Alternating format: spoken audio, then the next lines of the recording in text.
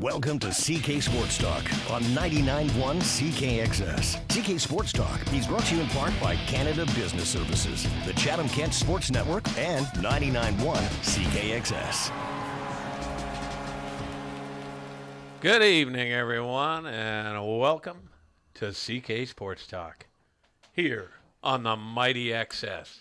That's 99.1 on that FM radio dial. My name is Peter Cobb, and yes, sitting across from me, you know him as the wizard from Wallaceburg. He is Mr. Sean Patrick Moynihan.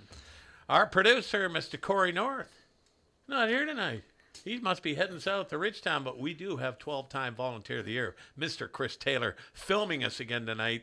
Good gracious, the FBI is on to you, Sean. Well, we're okay on radio. TV, video, that concerns me, Pete.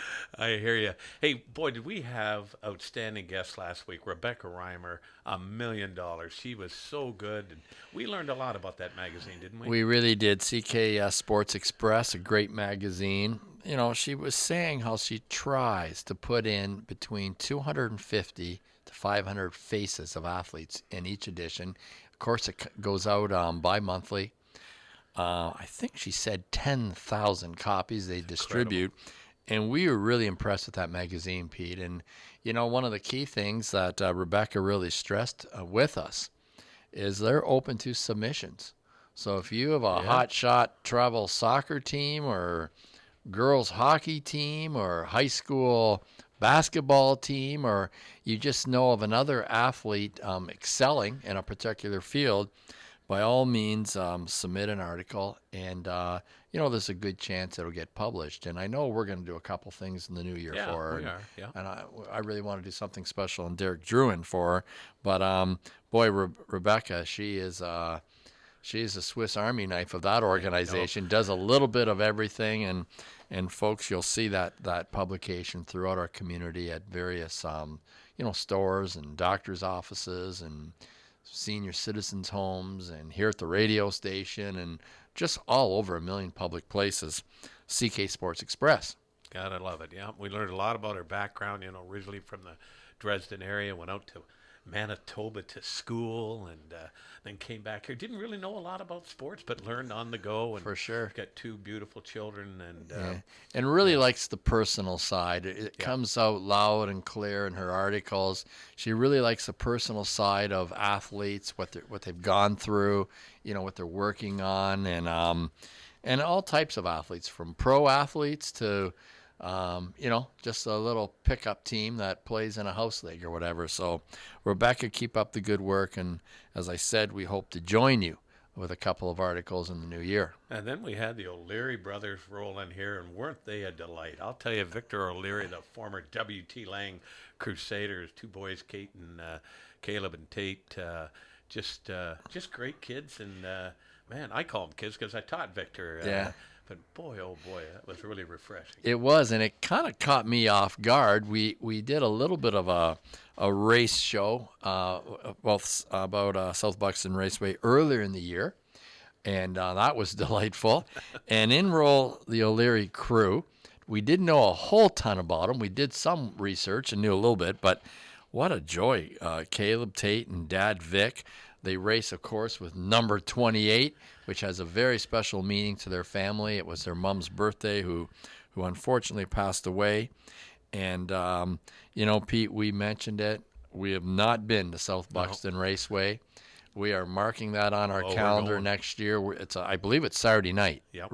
We are going. We've been invited to the pits. We're going to do some interviews. We're going to have some great fun on a Saturday night in Chatham-Kent at the South Buxton Raceway. And I just wonder how many people listening to us last week, near the end of the show, kind of heard some chaos here in the microphones.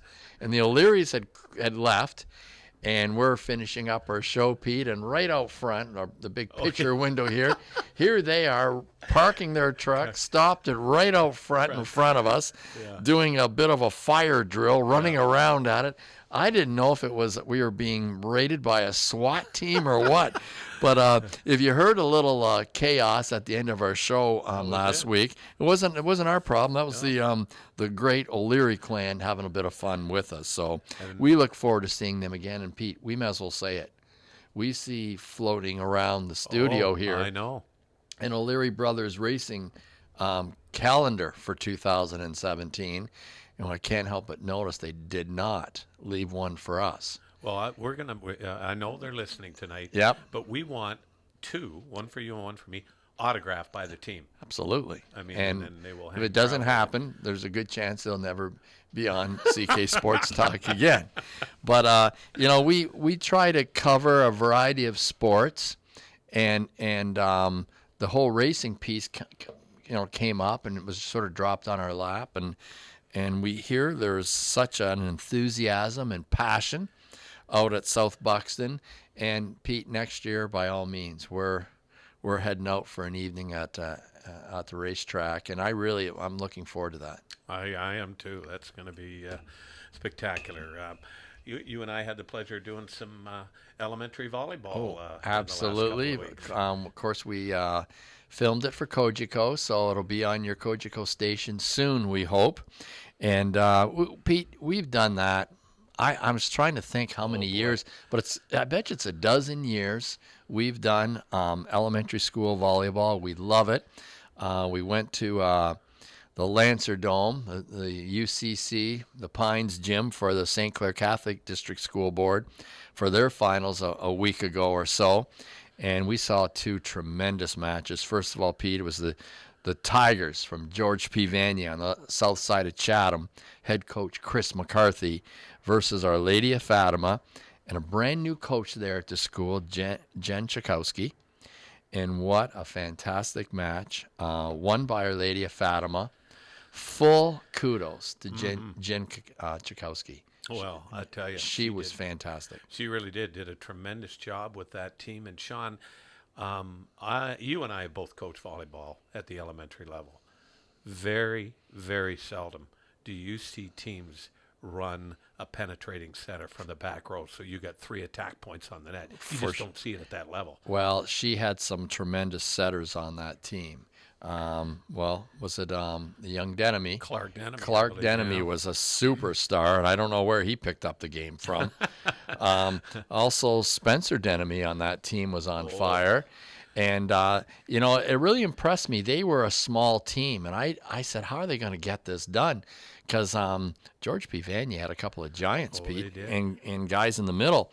But they attacked, and full marks to Jen Chakowski. That team was just up from the first ball, just so composed. And you know what else, Pete? They really understood the game.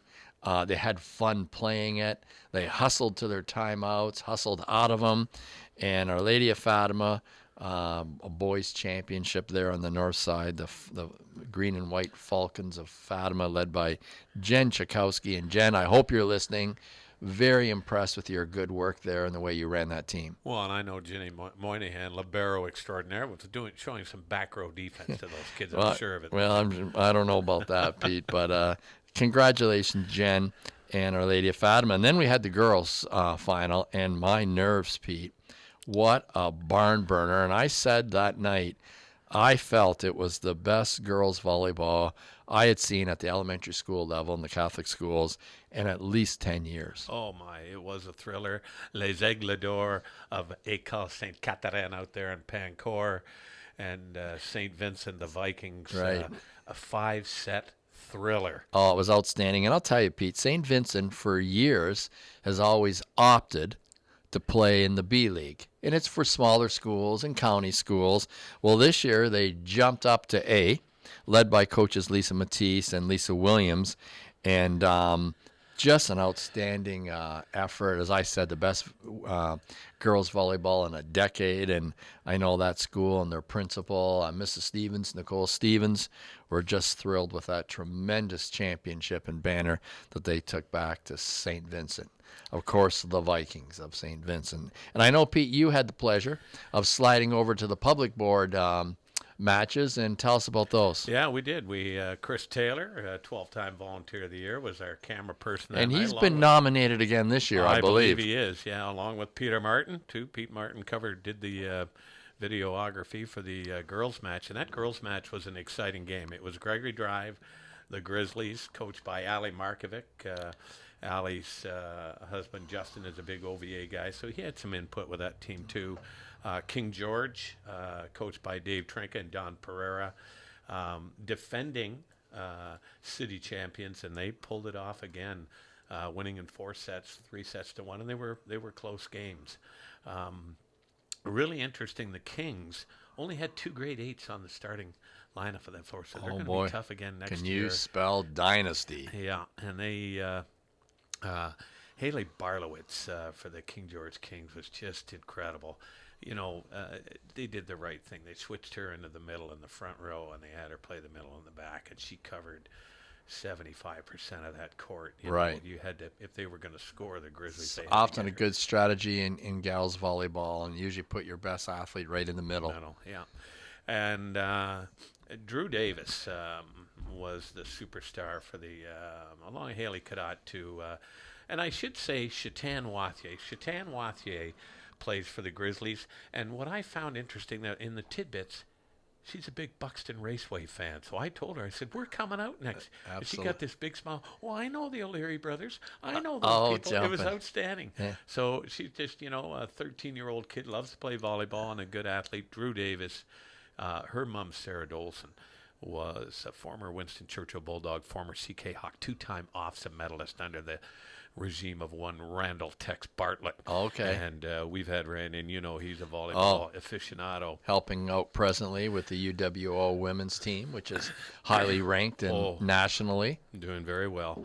Sean McCormick and the Indian Creek Sun Devils boys team never lost a match all year, and it continued in the finals. They swept the McNaughton Eagles 3 straight in that boys, and it really, man, they just had dominated. athletes. They really did. They hit out of the middle, that middle attack, and unfortunately Gregory Drive, coached by Matty Welch and Trevor Hay, 2 superstar athletes in their own right in their high school days too.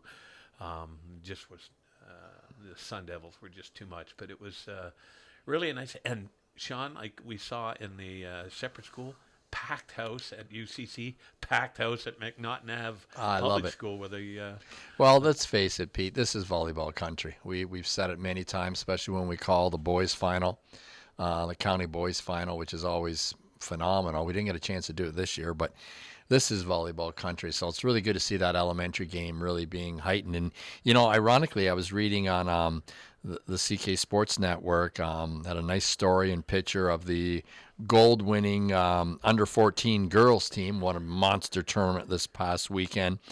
A whole ton of those girls that played, I would imagine, both in the public finals. Drew I know Davis it. plays on that team. Well, I know a ton on the separate school board. Played on that team, coached by Colin and Cindy Pettick, and won that big tournament. Actually held in Chatham, won gold. So, hey, that young Pittock girl played in that championship game. she Boy, was for the setter. Vikings, and was she something? she was outstanding. And I forgot to mention, Pete, Paul Bordeaux at the Pines. Man. Did all the photography and video for us and set everything up. I forget how many cameras we had in the Pines running. Yeah. Like I was expecting a drone camera too. Like they had everything did. going on, and what a top-notch job. So special thanks to He's a super Paul guy. Bordeaux. And you know, Pete, I just remembered I forgot a name in that boys final. I can't remember this kid's first name. His last name was Berm, and I remember he was on fire for Fatima. Not the tallest kid, but up against some really big kids at Vanier. But I just love the way that kid played the game too. And I'll get his first name.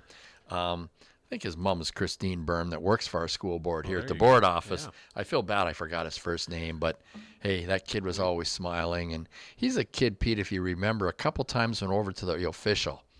And he didn't argue a call, but he just told the official, I hit that with a closed fist. That's right. And I'm love going, it. boy, does he that knew the game. Yeah, He he knew really it. did. But anyways, away from volleyball, congratulations to really all the elementary schools. And again, kudos to the coaches who give their time and run those great programs. Maybe we should talk for a few moments about Junior C hockey. Do you have anything to say? Well, I will say this, and I have to my left, you can see it. I'm going to rotate here and turn to the screen. It's no secret, Sean, that the Wolfsburg Lakers have had a devastating year. It's been a real struggle. However, fear not, because there are two teams. And as I scroll here, one of them, they are the Campbellford Rebels. They played 23 games. They're 0-23. Okay, so worse record than Wolfsburg. They've scored 38 goals in those 23 games and allowed 179. Wow, that's incredible if you think about it. Here's the other one, and they are in the what are they in? They're in the East Conference, and in there with Port Hope and Napanee and Picton, and now down in the South Conference, we have in the Doherty division the Delhi Travelers have played 29 games, and they are 0-29. Mr. Moynihan. The Delhi Travelers. I like the problem is they might be having a few travelers on the way to the game. That's what's causing the difficulty. Well, wow, that's tough, Pete. When you've played almost 30 games, you haven't, won a game. Usually in Junior C hockey, there's a fair number of goals that are scored. To hear the number of goals scored by some of those teams, I know Wolfsburg, they seem to be in trouble. I know I haven't seen actually him play this year yet, but I know George Hill's back with the team and in between the pipes, and we saw him last year. I know you've seen him this year a bit. The kid is facing over 60 shots a game. I know Wolfsburg, it seems like the little bit I've read, had difficulty fielding a team. Yeah, the last game, I think, against the Lakeshore Canadians, I believe they were 5 below the legal limit. A couple of things too. Deadline is approaching. I think January. I asked one of the Amherstburg coaches. We called the game last Wednesday. Amherstburg beat them 10-3. Wallaceburg. Jay Smith and I are going to call the Wallaceburg at Dresden game this Friday, the 23rd. Right. And then you and I are calling the rematch, the back-to-back. Yes. Dresden coming to Wallaceburg on the 28th. Right. So we're hoping that. Well, I'm looking forward to that, Pete. But I hope Wallaceburg. I'll be very honest with you. I hope they can finish out the season. I do. When you're having trouble getting players, and fielding a full lineup, that's worrisome. It's tough. You think about it. You're an 18, 19-year-old kid, and every game you lace up the skates. You know that it's highly unlikely that you're going to win the game, let alone. Yeah. And then number two, you might get pasted.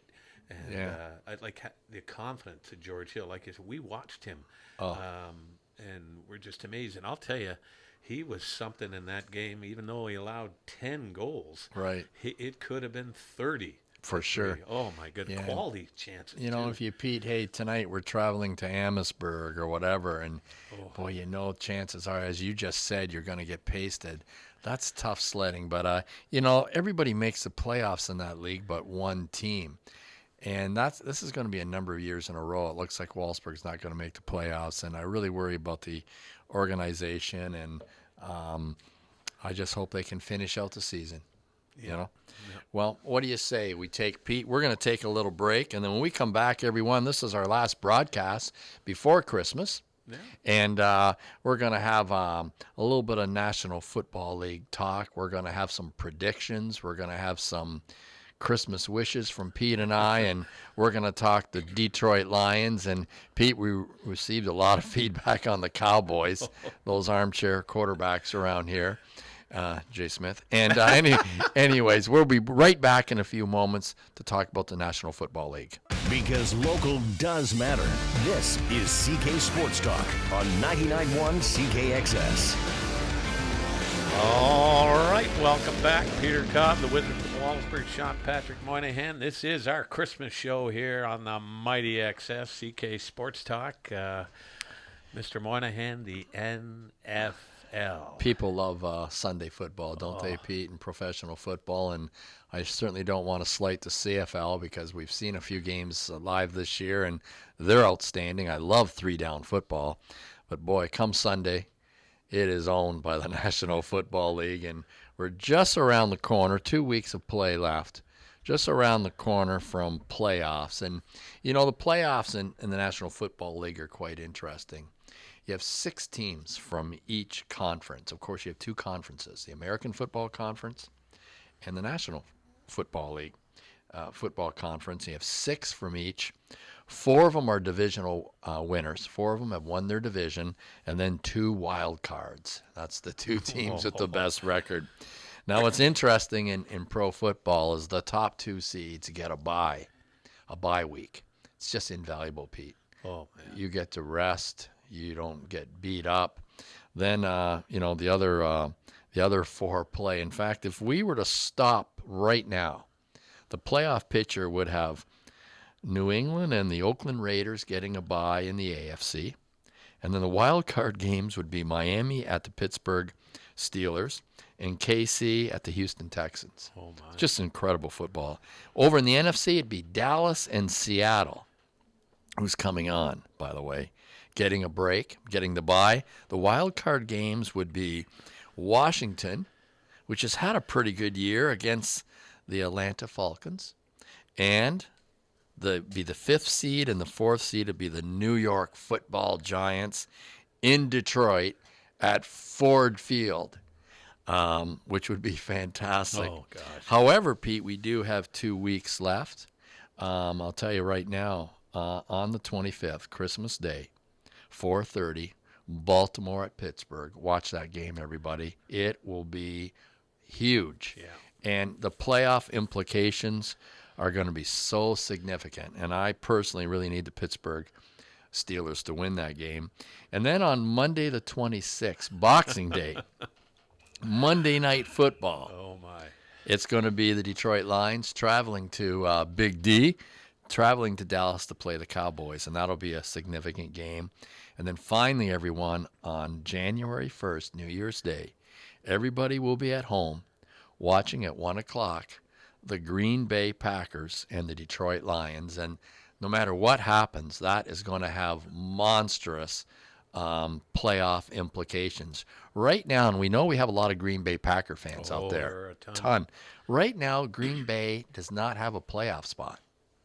Now, something tells me they're gonna squeeze in. But January 1st, everybody, from Ford Field in beautiful downtown Detroit, we're going to be there, ironically, watching that game live. Look for us on your TV, everyone. That's going to be a great I'll be the one game. running down the middle of the field, if the Lions are able to. Well, if the Lions pull it off, you will be. I said that if the Lions win the division, I would do a cartwheel right out front of the studio here on James Street. So Jay Smith said he was going to hold that to me if they win the division. We better inform all the local establishments. I see you going through some storefront windows here. That's not going to be pretty. But Pete, the NFL is such just interesting stuff. If you ask me, as a sports fan. New England's on a roll. Oh, man. They've clinched the number 1 overall seed. They're going to get that extra week's rest. Well, and if you think back, Pete, Tom Brady, the 4-game suspension, they were going to get off to such a bad start. Of course, it didn't happen. And I'll tell you, Tom Brady to Julian Edelman, number 11. I just love that kind of football. He finds him everywhere. It's such a potent attack. Scout. They got a running game with LeGarrette Blount. Blount is now, I think he scored 15 rushing touchdowns this year. And most ever. Defense is exceptional. Yeah. They find a former Detroit Lion and Kyle Van Noy, who's one of their top linebackers. Well, and he playing was like a demon. Well, he was a bum in Detroit. I know. And wasn't a good team guy. And yeah. Then another team that really intrigues me is the Oakland Raiders, because people, will remember back in the day. The snake. Oh, Kenny Stabler. I believe number 12, if my memory serves me. And Davis, of course, their owner and general manager and everything else. Now, they've clinched a playoff spot, so people are going crazy out there with that team. And, I thought it was interesting. Their quarterback, Derek Carr, he got thumped his first 10 career games as an NFL quarterback.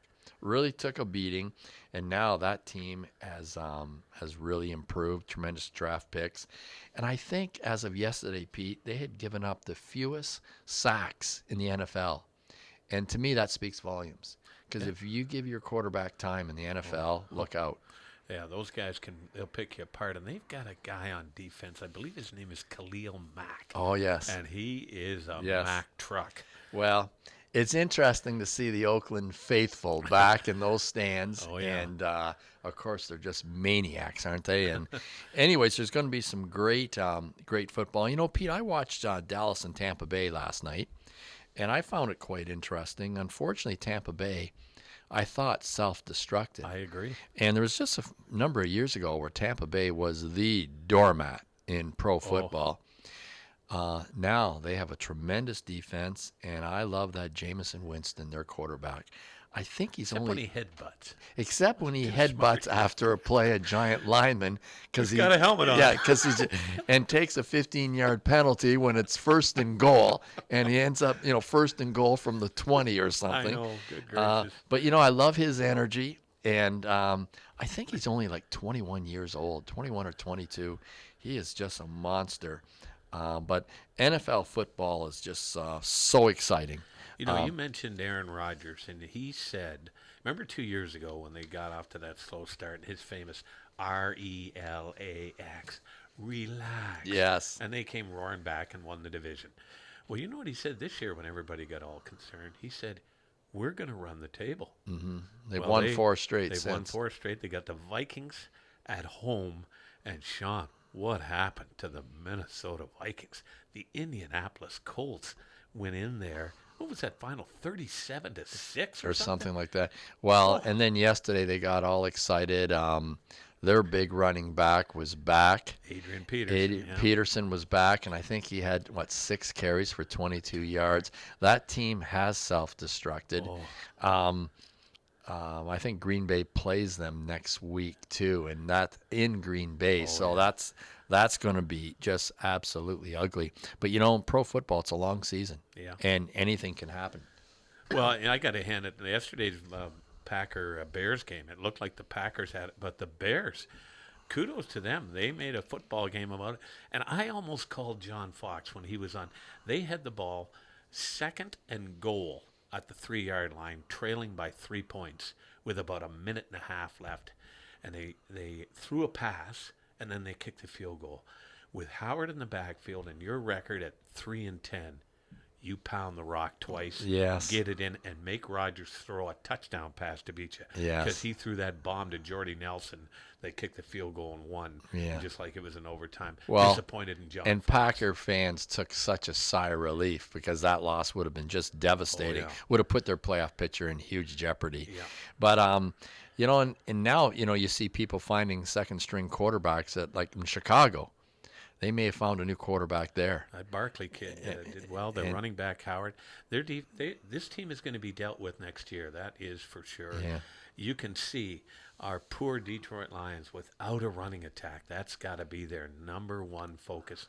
Because offensively, we know we can throw the ball. We've got guys and we can keep them around. But without what's that kid? Theo Riddick in the lineup. He's missed the last 2 games. Oh. Yeah, Riddick out of the backfield is incredible. Devastating. And Zach Center, and I love Zach Boy, but he fumbled you just can't turn the ball over. And they were going in for the tying touchdown. Well, there's a terrible picture of that. It's a still of Detroit quarterback there, Matthew Stafford, sort of with his arms in the air, signaling touchdown because it looks like the big running back has a lane all the way to the end zone, and that kid felt terrible. It was really interesting to read about him and how devastated he was. He was very. But you know what? I got to hand it to him. He manned up and said, "Hey, I put it on the ground." I remember watching the play in slow motion, and the guy from the Giants who hit him helmet first hit his like under his chin strap and face mask, and then the helmet hit the ball and popped it loose. Because generally Zenner, he covers that with 2 hands, but kudos to that. Well, it's a violent game. And the Giants, by the way, have beat the Dallas Cowboys, Jay Smith, twice this year. Something to think about. Well, Pete, why don't we take a break? When we come back, we've had a number of guests and friends pipe in on who they think is going to be in the Super Bowl, and we're going to make some predictions. We'll be right back. Welcome back to CK Sports Talk with 99.1 CKXS. To submit your local sports news, info, or score, email news@ckxsfm.com. All right, welcome back. CK Sports Talk, Peter Cobb, Sean Moynihan. It's our Christmas show. We've just chatted about the NFL, and now it's time for some Super Bowl predictions. We asked a variety of people. You asked some friends and folks. I actually sent a text message to TJ Brody and Seth Griffith, but I didn't Haven't hear heard back. Well, they must be playing hockey. Yeah, they're on the road. But, you remember who won the Super Bowl last year, Peter? Of course. Yeah, It was the Denver Broncos, and they beat the Carolina Panthers. And remember Cam Newton. Oh, I call it Cam Newton's coming out party because we really saw what he was all about last year. And remember the year before who won the Super Bowl? Remember it was the New England Patriots. That last-second interception on the goal line by the Seattle. Yeah, Seattle still must feel the pain of that. But, Pete, you're right. We talked to a number of people, and they gave us their predictions. Now, I'm going to go out on a limb right off the bat, Pete. It is really easy, everyone out there, to pick the Patriots versus the Cowboys. Now, it's not that I disrespect anyone that made that choice, but wow, is that that's the easy road. Let me talk about a few people here. First of all, the great Lori Leonard. Shoppers Drug Mart in Chatham on Queen Street. General manager extraordinaire. Outstanding. She has the Patriots and the Cowboys in the Super Bowl with the Cowboys winning. Okay, Lori, thanks for going out on a limb. Don Sparky Leonard. Don, really nice try. He has the Raiders versus the Lions in the Super Bowl. Wouldn't that be great if that happened? It would be awesome with the Raiders winning. So, Spark, good call. I like you going out on the limb there. My good neighbor, huge Green Bay Packer fan. Sick Green Bay Packer fan.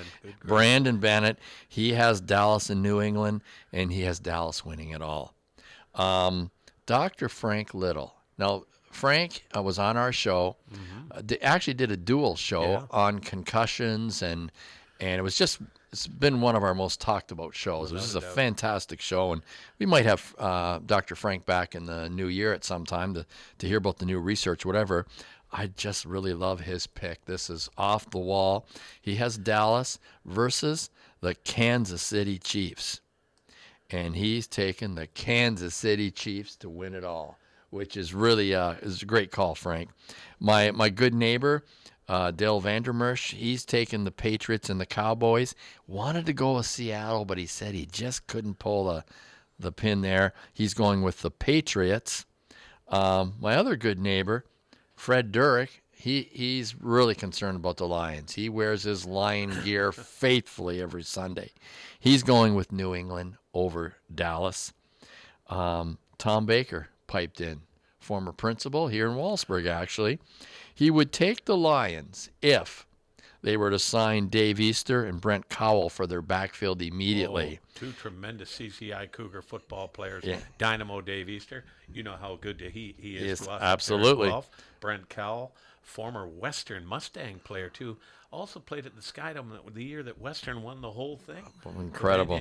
Well, I hate to tell you, Tom, the Lions will not be signing them. Unfortunately, I'd like to give them a better ground game than they have now, but he's taken the Patriots over the Cowboys. How about you there, Pete? Do you have some thoughts from some of the CKXS staff? We do, and we're going to start with Chris Taylor, 12-time Volunteer of the Year. He's got Pittsburgh versus Dallas with the Steelers winning. I love it. Reminiscing about their battles back in the day. Funny, Jay Smith, he's got Dallas, and I can respect that. That's his team. They're playing well against the Oakland Raiders. Lee Marshall, Pittsburgh versus Dallas with Dallas winning. The Heater, Greg Hetherington, Dallas versus New England. He went out on a link, although he did say that Dallas will beat Detroit in the NFC Championship game, and New England winning that. I love Gemma Peters. When I sent the email, she said Lions. But I said, Gemma, who's going to play in the AFC? Yeah. She said, doesn't matter. Lions. I think she was talking about the BC Lions, though, too. So, Gemma, good try. I love her. What about yourself? Is that all you have there, Pete? Well, and myself. Yeah, who do you like? I have Andy Reid and the Kansas City Chiefs taking on Seattle, and Andy Reid capturing his first NFL Super Bowl championship. Well, what a storybook ending that would be. Well, Pete, I really like that pick. Looks like you and Dr. Frank Little are about the only one who's ever thinking about the Kansas City Chiefs. But you know who I'm going to take? And again, I want to go out on a limb here. I am going to take the Pittsburgh Steelers versus the Seattle Seahawks. And you know what? If things fall right for the Seahawks, they're going to have a home game all the way through until the NFC Championship game. And you know Seattle Dallas does not lose at home. Something tells me Dallas is going to self-destruct. You have a rookie quarterback and you have a rookie running back. All it's going to take is one big fumble from that number 21 of Dallas, Ezekiel. Just one. Had a habit of doing that. And Got pulled in game one. And Dak Prescott, maybe I'm wrong. He's been fantastic. But when does that rookie quarterback feel some pressure? Anyways, I'm going to go out on a limb, and I'm going to take Seattle on a stunner over the Steelers, who seem to be on a bit of a roll. Saying that could all blow up in my face if Baltimore beats the Steelers this coming week, and there could be trouble in paradise there. Sean, I love Mike Tomlin, the head coach of the Steelers. And you remember when we had Sean Sweezum, he just thinks the world of him, and why wouldn't you? Absolutely. He's a player's coach, but he's a fireball, too. He is, and they've got a great running game. And they always bring the defense, you know that. So, anyways, Pete, we're going to follow up on all those predictions in a month's time when we're talking Super Bowl, and someone's going to hit that for us here. So we thank all our guests and friends who made those predictions. I asked you earlier in the week to come up with 3 Christmas sports wishes. Yes. Sean, I know you spent hours and hours and hours thinking about that. You got a text there from Fred Derrick. Oh, God help us, some of our people. I love Pete, it. we got to watch who we hang around with. This is getting out of hand. Okay. I came up with 3 sort of Christmas wishes. I'd rather call them Christmas gifts I'd really like to see. I'll tell you my first one, Pete, is the Red Wings really worry me. They did score 6 goals the other night, finally. I really want the Red Wings to get a big monster of a defenseman. I don't know if that's in this year's draft, next year's draft, but you know my feelings on this. The great teams have a big stud on defense. Drew Doughty, Shea Weber. I love Hedman in Tampa Bay. Oh, yeah. I just think it's the way the game is played now. And the Red Wings really need to make a change there, and I hope that happens. My second wish is I want the Tigers to win the Central this year. Everybody was writing them off. Everybody was saying, and I thought they were going to trade everyone. I think they still have a window to win that with Miguel Cabrera, Justin Verlander, Rookie of the Year Michael Fulmer. Justin Upton had a tremendous second half. J.D. Martinez. I mean, my second wish is for the Tigers to compete. And you and I have this theory. We've talked we've talked about it a lot. Meaningful baseball in September for your team is just so fantastic. So, Tigers. And my third one is a local thought.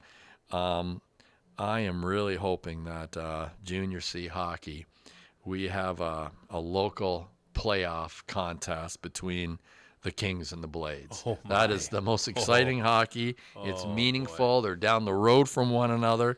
So my final wish is I'm hoping for a Dresden Blenheim playoff series. How about you, my friend? What are you looking at? What do you need to make you happy? Well, number one, I have the Lions win a playoff game.